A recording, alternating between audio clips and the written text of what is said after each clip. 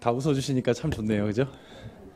너무 오고 싶었던 곳인데 한편으로는 오고 싶지 않았던 곳이기도 하고요. 너무 좋습니다. 오늘 우리 함께 보실 말씀 에베소서 4장, 이 본문 앞에 에베소서 1, 2장을 사실은 저희가 다 미리 나눠야 되는데 시간상 4장의 본문을 선택했습니다. 이 에베소서를 기록한 사람은 잘 아시는 바울입니다. 사도행전의 이야기들이 다 끝나고 바울이 로마로 압송되어서 잡히죠. 그래서 로마에서 죽을 날을 기다리면서 썼던 이야기 중에 그 편지 중에 하나가 바로 이 에베소서 편지입니다. 바울은 로마 황제를 만나기 전에 한 셋집에 세를 받은 집에 살고 있으면서 거기서 많은 사람들을 만나고 또 복음을 전하고 합니다. 그때 바울이 잊지 않았던 것이 예전에 교회를 다 세우고 전도했던 그 소아시아 지역의 많은 교회들을 잊지 않고 그 교회마다 교회에 필요한 이야기들을 편지를 통해서 다 들려줬습니다. 우리가 읽은 이 에베소서는 회람서신이라고 해서 특정한 한 교회만 보라고 준 것이 아니라 그 지역에 있는 많은 교회들이 함께 이것을 돌려서 볼 수 있도록 했던 그런 편지 중에 하나입니다. 그래서 이 편지를 우리가 지금 이 시대에서 읽어도 이 교회에서도 분명히 필요한 이야기고 이 교회에서도 우리에게 주시는 그 하나님의 말씀으로 해당이 된다는 그런 이야기입니다. 먼저 바울은 1장에서 우리가 구속을 받았다 이런 얘기를 합니다. 죄사함을 받아서 생명을 얻게 되었다. 그래서 하늘에 있는 것이나 땅에 있는 것이 다 모두 그리스도 안에서 통일되게 하시는 하나님의 그 비밀을 우리가 들어서 알게 되었다 이런 얘기를 들려줍니다. 하늘에 있었던 하나님의 계획, 그리고 이 땅에서 이루어질 하나님의 계획들, 그 안에 숨겨진 많은 비밀들이 이 교회 안에 공개되고 알려지게 된 것입니다. 그리고 하나님은 그 계획을 이루기 위해서 바로 교회를 세우셨습니다. 교회는 예수의 몸이라고 여러분 부르시죠? 교회는 예수의 몸이고 또 만물을 통일하고 충만케 만드는 바로 예수 그리스도의 충만입니다. 이 말은 무슨 말이냐면 예수께서 하시는 모든 사역과 능력과 권한이 바로 이 교회를 통해서 이루어지고 교회가 그 일을 한다라는 그런 말입니다. 우리가 읽지 않았던 앞에 본문 2장 3장에는 바울이 이런 얘기를 합니다. 교회에 지체된 우리가 한 성령 안에서 연합되어서 함께 지어져 가야 된다 그런 얘기를 합니다. 그래서 각자가 받은 하나님으로부터 받은 은혜의 선물이 있는데 그것을 가지고 함께 일하고 또 세상의 정사와 권세자들에게 하늘의 지혜를 알리고 또한 모든 성도가 함께 이 사람의 생각을 뛰어넘는 하나님의 놀라운 비밀들을 또 알려주고 그 지혜를 알리고 하나님의 사랑을 가지고 또 세상을 향해 일해야 된다 이런 얘기를 전해주고 있습니다. 예수님께서 세우신 교회가 바로 이 목적 때문에 세워지고 이루어진 것입니다. 저는 오늘 이 자리에서 여러분을 만나게 된 것이 너무나도 감사합니다. 왜 감사하신지는 모르시겠죠? 저 개인적 심정으로는 여기만큼 오고 싶지 않은 데가 없습니다. 아시나요? 그 이유는? 억만금을 줘도 절대 여기서는 설교하고 싶지 않은 곳이 여기입니다. 그런데 이 교회는 저의 가진 모든 개인적 악조건들을 다 넘어서는 분명한 매력이 여기 있습니다. 여러분, 담임 목사 아들을 불러서 설교시키는 게 말이 됩니까?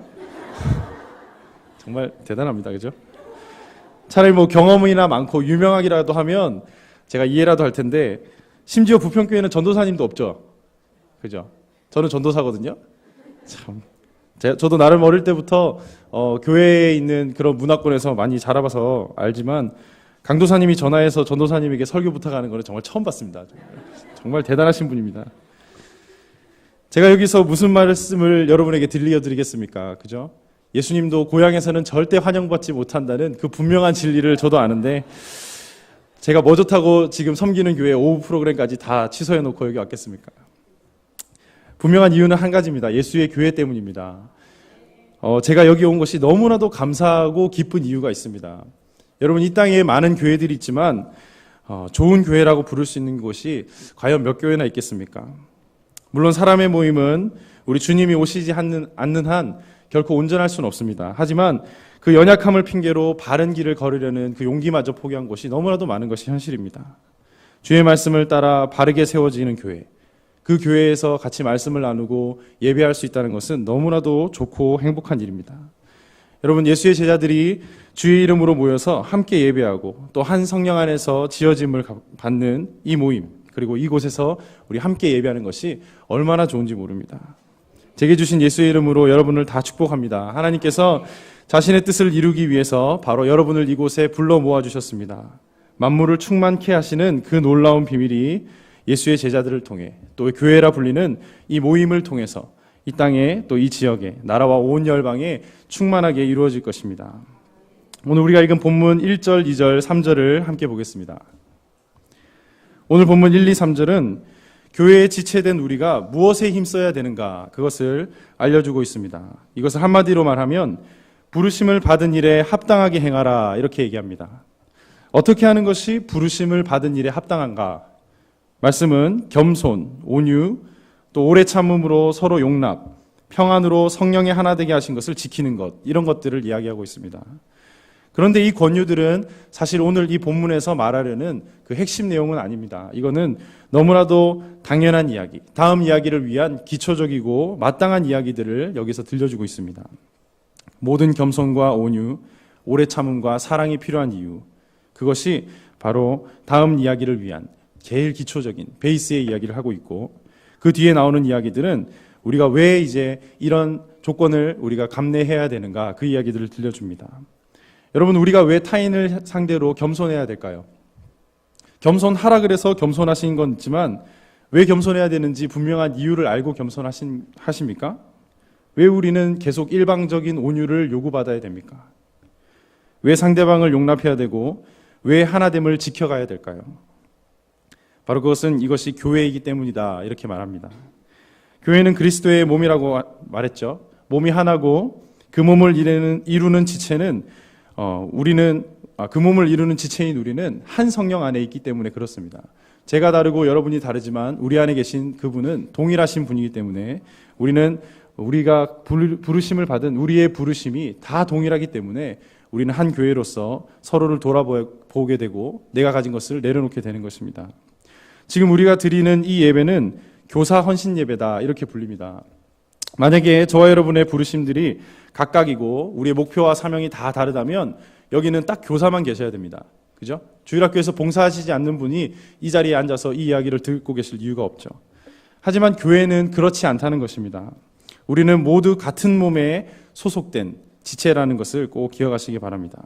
우리 각자 안에 거하시는 성령은 모두 동일하신 한 분의 성령, 하나의 성령이시고 우리가 지금 어떤 일을 하든 그것은 단지 기능적인 구분, 기능적인 차이일 뿐 그 일들의 최종 목적은 우리 모두가 동일한 것입니다. 말씀 7절은 우리가 동일하게 섬기는 한 분 하나님께서 우리 각 사람에게 그리스도의 선물을 분량대로 은혜로 주셨다. 선물의 분량대로 은혜를 주셨다. 이렇게 말합니다. 이것은 정말 놀라운 이야기입니다. 예수님께서 예전에 2000년 전에 이 땅에 오셔서 우리를 다 살렸습니다. 오늘 말씀은 그것을 뭐라고 표현하냐면 이미 사로잡혀 있던 자들을 다시 사로잡았다 이렇게 말씀하십니다. 세상에 사로잡혔고 우리는 소망 없이 살았는데 빼앗겼던 자들을 예수께서 다 다시 찾으셨습니다. 그런데 그렇게 생명 주신 것으로만 그치시는 것이 아니라 그 감격을 넘어서 이제는 우리를 불러 당신의 계획과 사명들을 다 하나씩 하나씩 공개해 주시더니 그 일까지 동참시키시기까지 우리를 부르신 것입니다. 저와 여러분의 이 부르심이 얼마나 놀랍고 대단하고 귀한지 꼭 기억하시기 바랍니다. 단지 살리신 것만 해도 너무나도 감사한 일인데 우리는 이 살려주는 일에 동참하게 된 것입니다. 그가 우리에게 주신 선물이 무엇입니까? 우리가 각각 주께 받은 은사, 교회에서 우리가 마땅히 감당해야 될 그 일들이 바로 선물로 표현됩니다. 하나의 동일한 목표를 이루기 위해서 저와 여러분은 각각 다른 기능들을 부여받았습니다. 우리 모두가 예수의 제자이고 우리 모두가 그의 교회지만 그 안에서 하는 일들은 각자 다릅니다. 어떤 사람들은 말씀을 보시면 11절에 사도적인 역할을 합니다. 예수를 증언하고 사람의 마음을 또 돌이키게 하고 교회를 세워가는 일들을 합니다. 또 어떤 사람들은 선지자 역할을 합니다. 지금은 옛날처럼 광야를 이렇게 뛰어다니면서 그렇게 하는 건 아니지만 여전히 지금 시대에서도 하나님의 분명한 말씀들을 또 선언하고 전달하고 또 하나님의 백성을 향해서 그분이 가지신 계획들을 알리는 일들을 합니다. 복음 전하는 자, 이 사람은 무슨 일을 할까요? 이 사람이 없으면 세상은 소망이 없습니다. 여러분, 이 얘기가 무슨 얘기인지 아십니까? 복음 전하는 자는 세상을 향해서 소망의 소식, 기쁨의 소식을 알리고 있는데 만물을 다시 온전하게 하는 것, 그것이 바로 이 교회라고 해놓고 교회 안에 복음 전하는 자가 없다면 교회는 교회끼리만 좋고 세상은 전혀 이 소식을 들을 수 없는 그런 안타까운 일들이 벌어지는 것입니다. 우리가 얻는 그 기쁨과 참된 행복이 사람 스스로 더듬어 찾아지는 것이 아니지 않습니까? 이 복음 전하는 자가 그것을 전해주고 소망의 이야기와 기쁨의 이야기를 전해줄 때 세상은 거기서 예수를 알게 되는 것입니다. 목사는 무슨 일을 할까요? 목사가 하는 일은 목양이라고도 부르죠. 교회에 있는 지체들을 돌보고 돌아보고 또 그들이 잘 자랄 수 있도록 상태를 확인하고 도움을 주는 일들을 바로 목사가 합니다. 그들이 그리스도의 부르심을 잘 따라갈 수 있도록 케어하는 일들을 목사가 하고 있습니다. 그렇다면 교사는 무슨 일을 합니까? 우리는 어떤 사람을 교사라고 부르죠? 한마디로 얘기하면 가르치는 사람입니다. 누군가를 가르치는 사람이 바로 교사입니다. 가르침의 대상에 따라서 그 교사가 섬김이나 돌봄 또 혹은 전도의 능력들이 필요할지는 몰라도 가장 근본적인 것은 가르치는 것입니다. 교사는 가르칠 수 있어야 하는 사람을 말합니다. 교회 안에 속한 많은 이들에게 먼저 자기가 알고 있는 분명한 목적, 하나님께서 우리를 세우신 이유들을 다 전달해주고 가르쳐주고 알려줘서 그들 또한 잘 자라서 각자의 부르심에 맞게 살게 하는 것, 교회를 위해 헌신하게 하는 것, 바로 그것이 교사의 일입니다. 교사로 헌신하신 여러분들은 내가 대체 무슨 일을 해야 될지 잊지 마시기 바랍니다. 우리가 이 가장 중요한 교사의 목적들을 잃어버리면 이 교회의 주일학교와 운영과 교사가 전달하는 많은 가르침들은 세상과 전혀 다르지 않는 그런 이야기들, 포장된 이야기들이 되기 쉽습니다. 교사가 얼마나 중요한 사람인가? 만약 교사가 없다면 우리 교회에 무슨 일이 일어날까? 여러분 상상해 보셨습니까? 교사가 한 명도 존재하지 않는 교회, 그 교회가 어떤 일이 벌어질까요? 상상 한번 해보실래요? 애는 낳았는데 교회는 데리고 왔는데 교사는 없습니다. 그리고 우리는 다 나이를 들게 되고 언젠가는 다 죽죠. 그러면 이 교회가 어떻게 될까요? 여러분은 교사로서 이 귀한 목적에 어디쯤 내가 서 있는지 그것을 꼭 기억하시기 바랍니다. 우리가 교사의 일을 해야만 되는 이유가 뭘까? 우리는 왜 다른 사람을 가르쳐야만 할까? 여러분, 교사가 있어야 다음이 있는 것입니다. 교사가 없으면 교회에는 다음이 없습니다. 지금은 우리가 있으니까 우리의 일을 하겠지만 다음은 절대 아닙니다.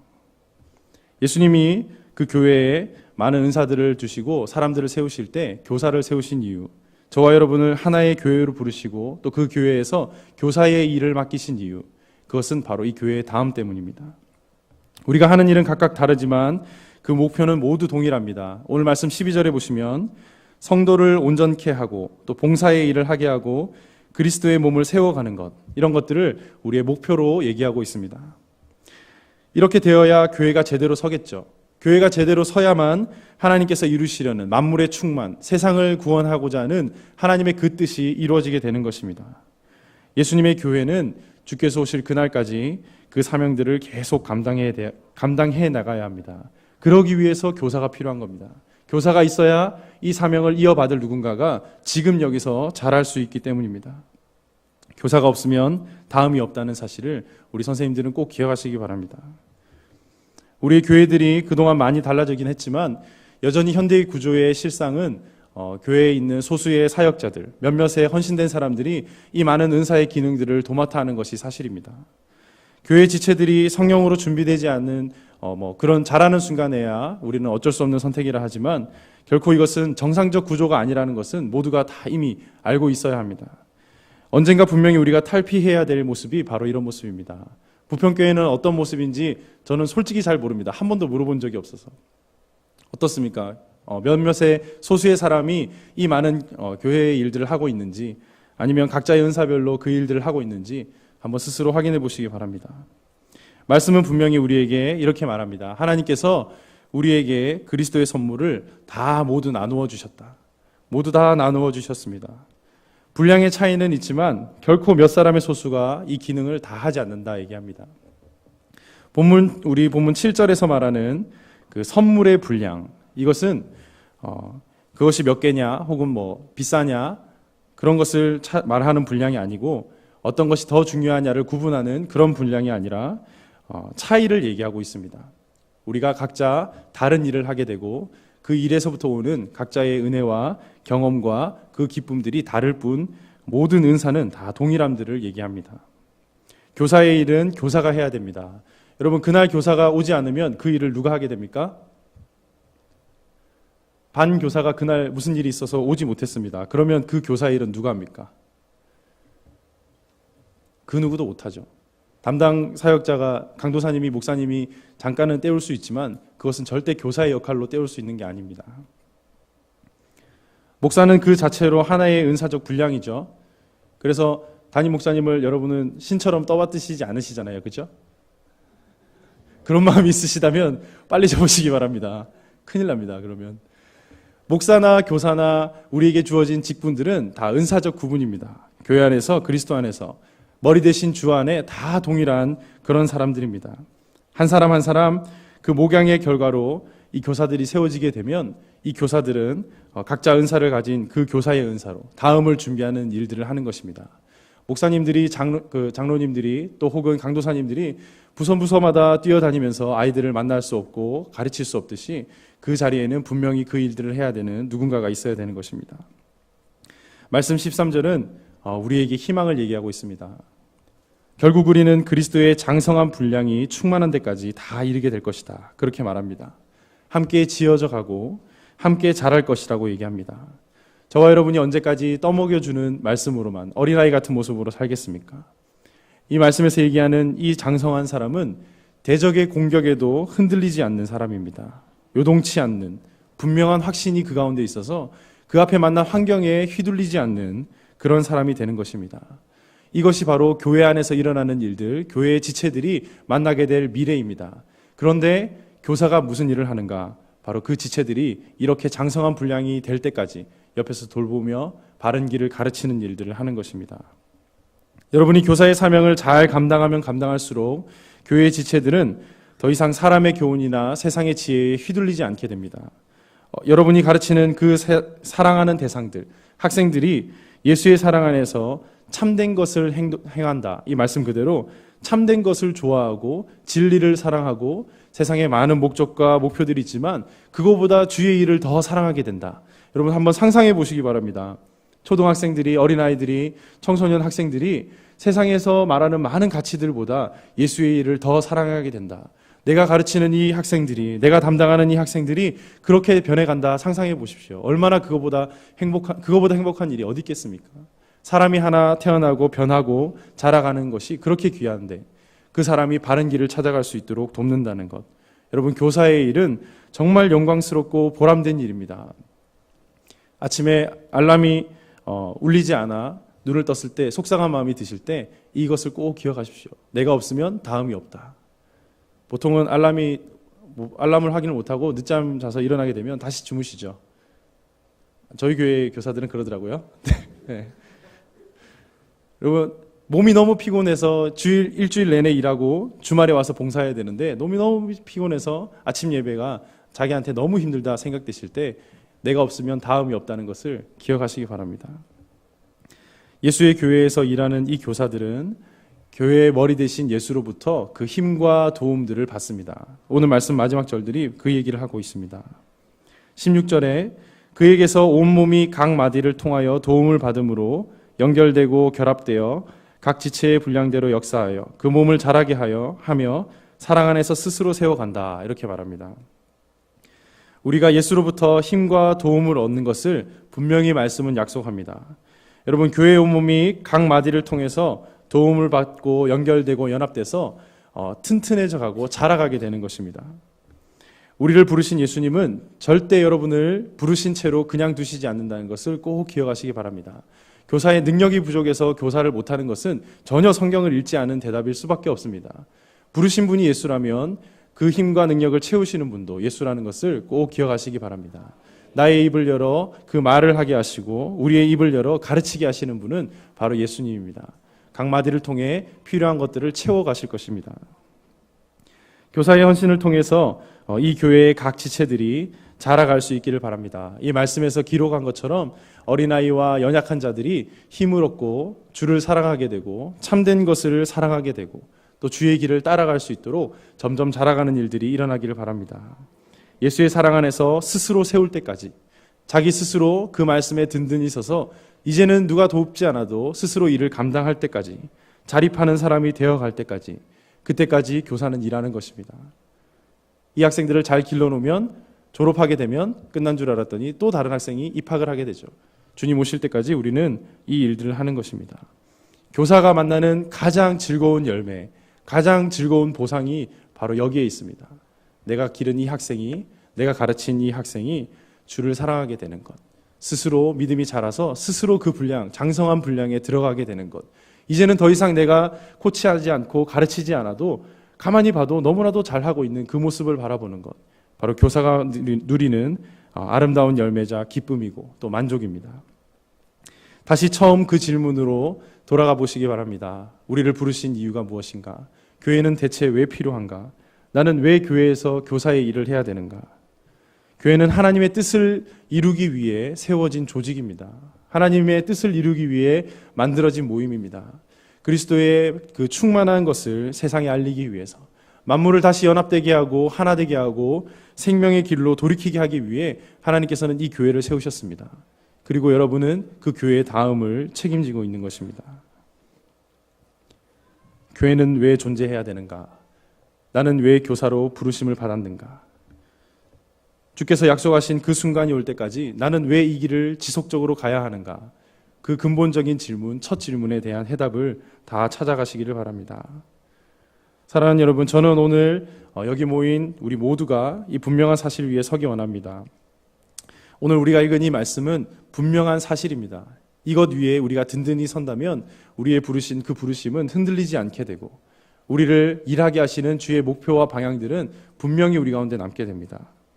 주의 말씀이 우리의 헌신의 이유가 될 수 있기를 바랍니다. 그분의 명령이 저와 여러분의 힘과 도움이 될 수 있기를 바랍니다. 교회에서 교사는 다음을 책임지는 사람입니다. 교사가 없으면 다음이 없습니다. 제가 10년 전 여기서 초등학생 반을 아마 맡았을 겁니다. 교사로서 헌신을 했는데 지금 돌이켜보면 다음을 생각하고 일하는 것은 아니었습니다. 그런데 와서 보니까 다음이 생겨버렸습니다.